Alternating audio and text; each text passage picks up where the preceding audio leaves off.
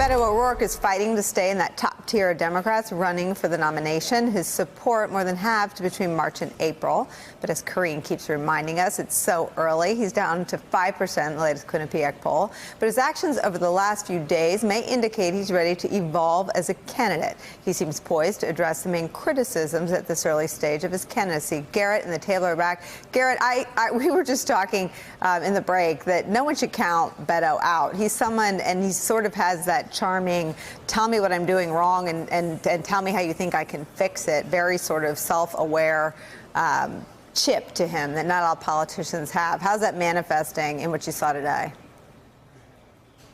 Yeah, I mean, if nothing else, they've proven they have an ability to adapt, and he has had to adapt. I mean, when you think about it, this is a guy who essentially got, lit on fire in the last quarter of that Senate race in Texas, and really from the moment he lost was speculated about being a presidential candidate, jumped into a lot of fanfare, and then there was almost nowhere to go but down, and that's what they've been seeing over the last couple of weeks. And what we've seen really over the last 4 or 5 days especially is the O'Rourke campaign responding either directly or indirectly to what has been the criticism he has faced. First, the rollout of this climate plan that they did just yesterday morning. The plan itself is very detailed, but setting aside entirely, if you'd like, the actual plan, just the fact that they were able to do this, to produce this multi-pronged policy position, executive actions, legislation, and do this very competent rollout with the appropriate visuals, the appropriate sign-off from the experts and whatnot, is something that O'Rourke in particular had to do because of the criticism that he's received about not being specific enough. And then there are various stylistic things that they are changing up. You're starting to hear him talk a lot more about why a loss in Texas is not disqualifying but a good thing. He talks about how he got 500,000 people who voted for the very conservative Governor Greg Abbott to also vote for him in Texas. He wasn't doing that the first couple of weeks of this campaign. And he's also starting to play the media game that we've seen Mayor Pete do so well. O'Rourke did exactly one national interview between the day he launched and 2 days ago, and now he's done 2 in the last 2 days. So they are starting to engage in, mid-season baseball here. This is July baseball. This is everybody's going to win some and lose some. But how do you keep going when just being the on-fire candidate of the moment is not enough? The moment when people start voting doesn't happen for another 8 months. I completely agree with that, Abby. And I also think, as someone who worked for candidates, you'd much rather have the guy who in a room can create moments, which Beto can do, around his belief about players having the right to kneel and protest, the way he did when he jumped on Cass. You'd much rather have the guy that had that walking away, but had to really get in a room and figure out how to do what Garrett just said, roll out policy. But it's a really good sign that he's willing to make mid-course corrections. And as you said, he's open to the fact that he has limitations and he needs to learn, and he's new to this. He's also really smart to bring up Texas, because a poll out yesterday from Emerson College shows everyone loses. It's too close for comfort for Donald Trump lined up against Bernie and Elizabeth and everyone in this poll. But Biden beats him, and O'Rourke and Trump are 50-50. And 38 electoral votes explodes Trump's path to re-election. So it is very good for Beto, who brings the map that no one else brings in the field into the conversation whenever he can.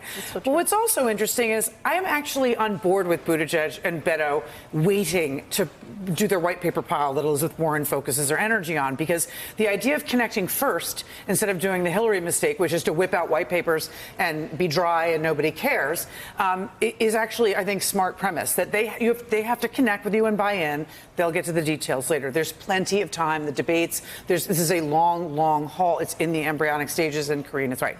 But as for the pragmatism versus purity thing, I would like to point out, it is stunning that Biden in the CNN poll has 50% in a field of 20 with non-white voters. This primary electorate, unless things change, is proving far more pragmatic, including voters of color. They want to win. They know this party is dead if they lose to Donald Trump next year.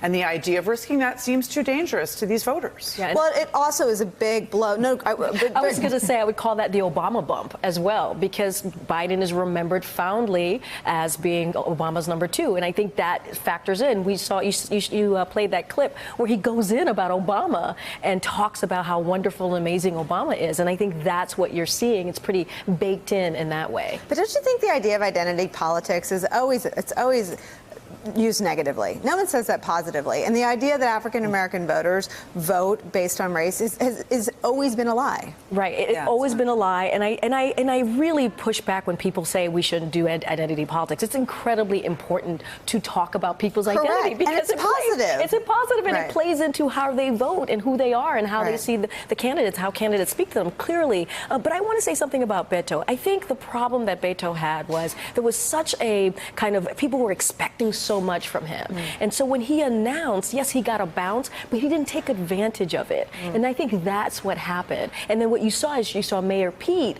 all of a sudden just blow up and got all this media attention, and Beto kind of fell off. So I think this is good that he's now talking about policy. It's incredibly important. You have to have substance. You have to have a vision. You have to know where you go. You have to tell people where you're taking the country. You know, I'll dissent a little on this. Please. Yeah, you know, I think a lot of people who aspire to the presidency do so because they think they're special. And they've been told their whole lives they're special. They're special kids and they're special in high school. Who told Donald Trump that? Oh, God.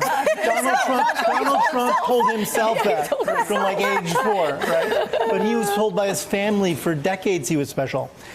I think Beto's been told from a very young age he was a very special boy. And I think the presidency weeds out special people. Charisma, the elections weed that out. Charisma is important. Having a message, speaking to people's dreams and identities are important. But you have to roll in with an articulated vision. Trump, in my view, is a train wreck, obviously, but he did stay on message as a candidate. He talked about the dangers of immigration. He talked about the Chinese threat. He talked about the need to reinvigorate middle-class jobs. He had nothing behind it, but he stayed on message. I think Beto has to go beyond just being special. And to me, right now, he just feels like a very special boy.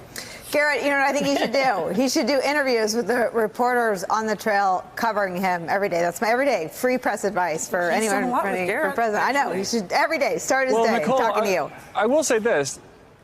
There is a disconnect here between the New York media who feel as though O'Rourke campaign is hostile to them and those of us who do cover him every day. I've been able to ask Beto O'Rourke. I understand that, but you may be in the small minority there. I mean, I've been able to ask Beto O'Rourke a question, if not more than one, every single day I've covered him. What they have not done is pull him off the field and park him in green rooms, and I think there's a disparity there in the strategy. That may yet still change. I mean, it goes to the adaptability question. And I'll go even farther on the question of special. I think everyone who runs for president is a baseline, has an ego bigger than the building behind me. To convince yourself you need to be the leader of the free world and 300+ million Americans, you walk in the door thinking you're more special than everybody else. So I think we should set the bar there and when we go to that discussion. Hey there, I'm Chris Hayes from MSNBC. Thanks for watching MSNBC on YouTube. If you want to keep up to date with the videos we're putting out, you can click subscribe just below me or click over on this list to see lots of other great videos.